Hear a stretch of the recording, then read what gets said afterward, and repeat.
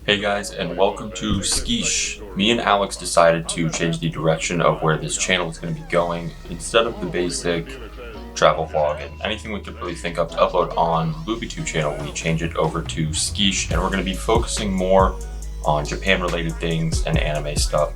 Since that is something that we both really enjoy, we thought it would be fun to center videos around that kind of stuff. We kind of took a break from this channel for a while to focus on the podcast and our clothing brand, which I will leave links to in the description below, but occasionally you'll see us wearing that stuff or talking about the podcast. Today we're going to be going over the fall season of anime for 2021. I did make previous videos on these on the Hello Harem channel, and if you're interested in those, you can go check those out. From here on out, we're going to be posting all those videos on the Skish channel right here. So let's jump into the fall season of anime for 2021. As always, I'm using a live chart for this. It's got all the shows laid out really neatly. You can go through and categorize what you want to watch, what you're watching, what you want to skip, and whatnot. I chose 15 shows this season, and 3 of those are continuations from the summer season, and that is The Great Jade-sama Will Not Be Defeated, Fena the Pirate Princess, and Aquatope on the White Sand.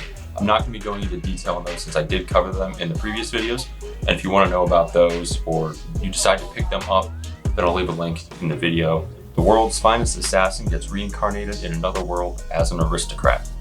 When a great assassin is reborn in another world, he finds himself the heir to a long line of killers from the shadows.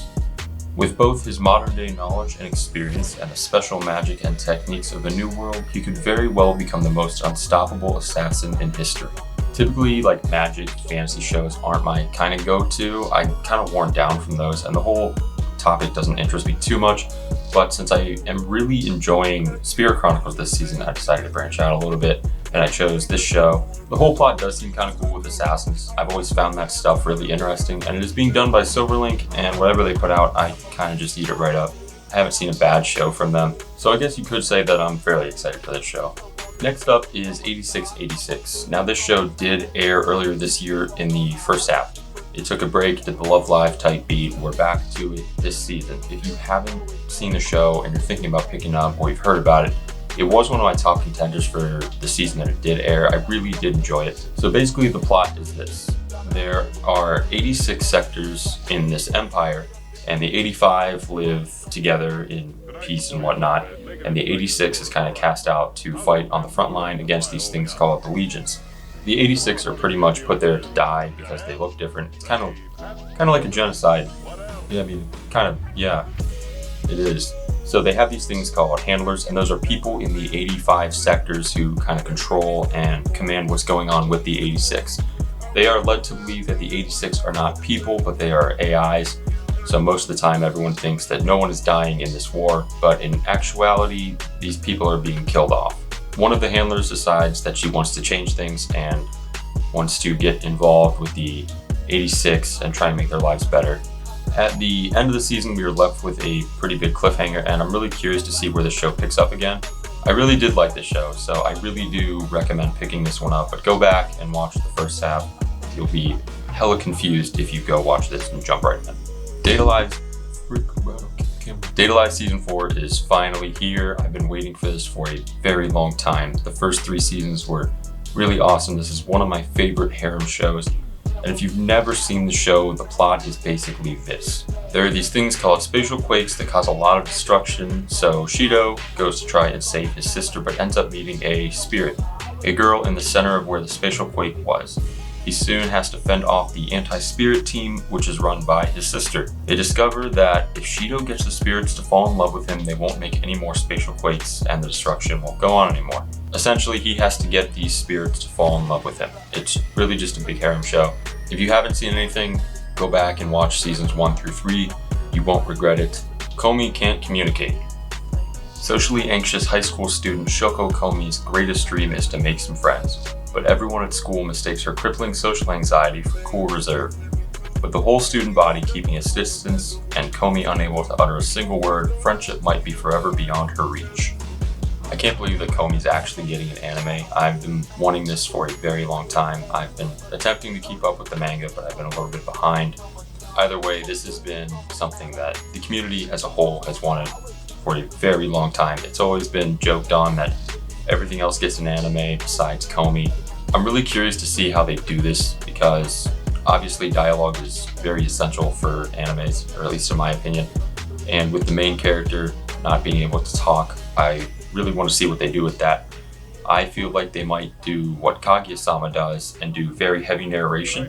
I think the narrator in Kaguya-sama was a blast to listen to. It made the show a lot of fun. It really emphasized certain situations. So I think they can do something similar with this show, and it's 2 thumbs up for me. Tact, OP Destiny.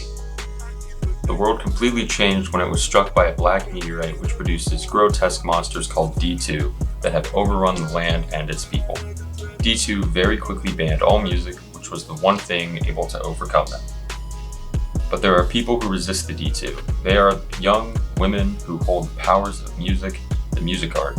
With the guidance of a conductor, these young women use the greatest music scores in human history to defeat the monsters. The anime takes place in America in the year 2047, which has fallen to ruin thanks to the D2. Tact, a conductor, is partnered with a music art named Destiny. Tact yearns for music to be returned to the world, and Destiny wishes to destroy the D2. Their aim is to travel to New York. I feel like the last sentence there didn't really fit the bill too well. After watching the trailer for this, the animation looks top notch. Big sucker for good animation, anything like that. I won't shut up about it, honestly. The music tag really threw me off before I read the description, and even just watching the trailer alone, I wouldn't pick up music from that at all.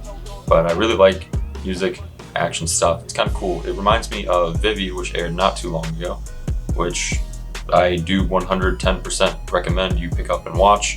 Overall, the show kind of reminds me of a mixture of Vivy and Assault Lily Bouquet. Vivy because of the singing and the music aspects, and yeah, sure, the action stuff too. And Assault Lily because A, the weapons they use look like the charms in Assault Lily, and the monsters look like the Huge in Assault Lily as well. Selection Project.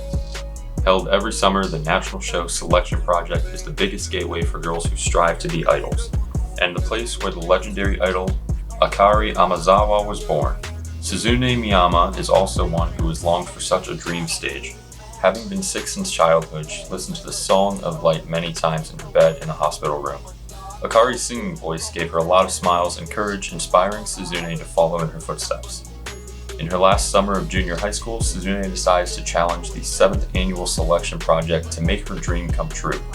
The girls who challenge Selection all have strong feelings that are second to none, accumulated efforts, and extraordinary charm. Only 9 stars are selected from among the thousands of candidates. Now, the hot and harsh audition battle of the girls begins to make their dreams come true. Finally getting an idol show this season, it doesn't seem to have too many. From what I could tell, this might be the only one besides something else that's kind of short. Big idol fan, I love idol shows, so I had to pick one.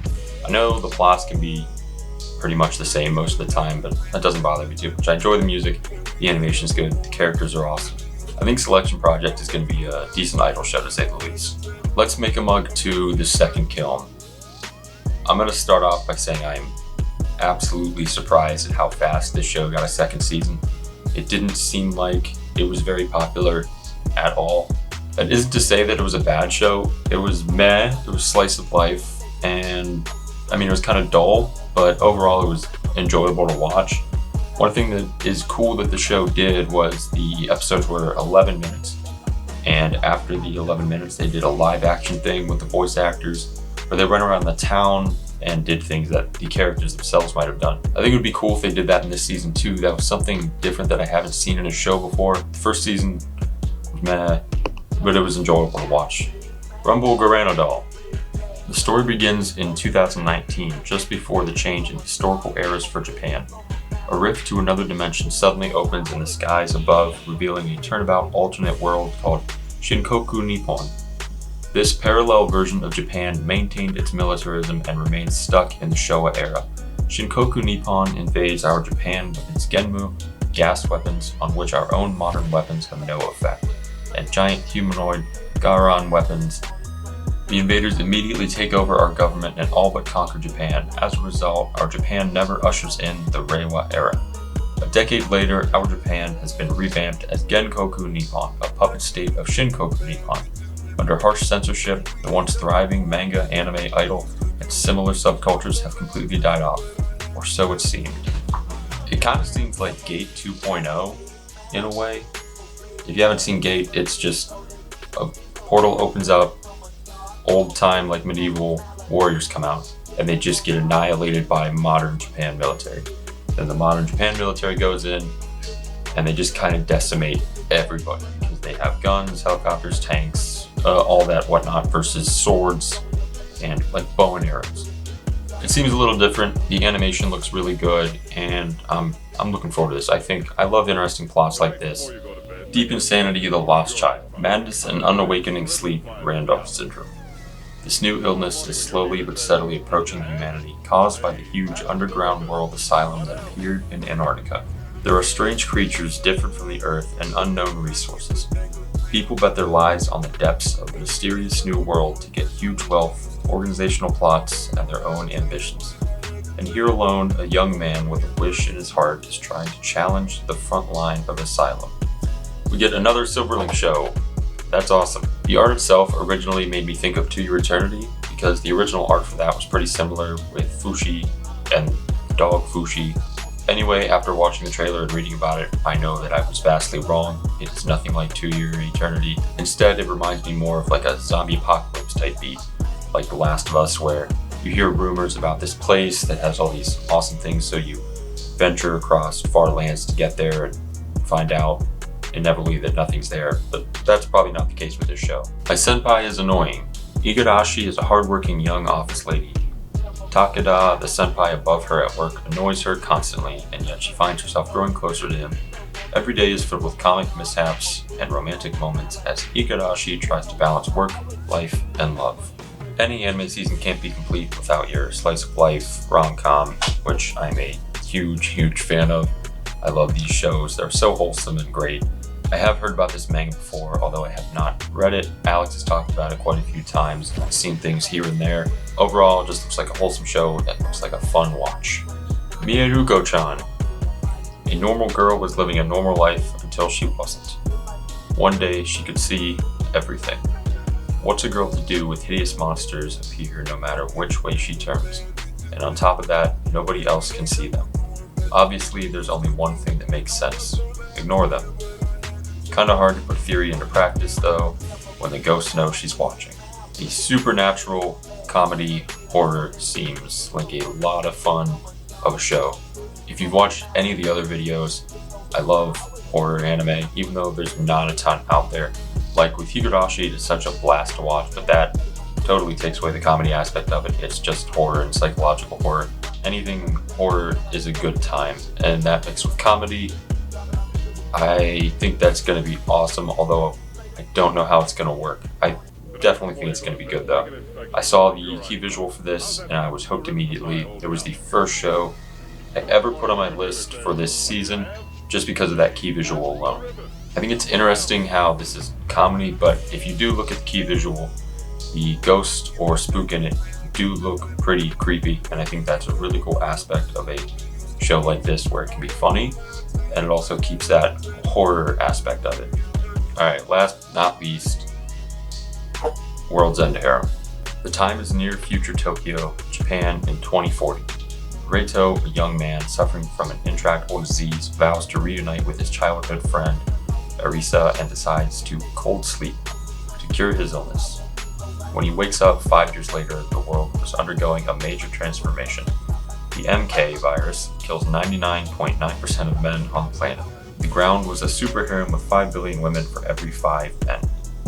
Only 5 men. Numbers are resistant to the MK virus. One of them, Reito, is required to mate for the survival of the remaining women and humankind. Harem life waiting for the world after the pandemic. At the same time, Reito is involved in a global conspiracy over numbers. Can he overcome the temptation and save the world? I'm gonna be honest, I don't think there's much that needs to be said about this show. It kinda speaks for itself. It's gonna be ecchi, lewd, and it probably good to watch. This might be the closest to a hentai we get that's labeled as an anime.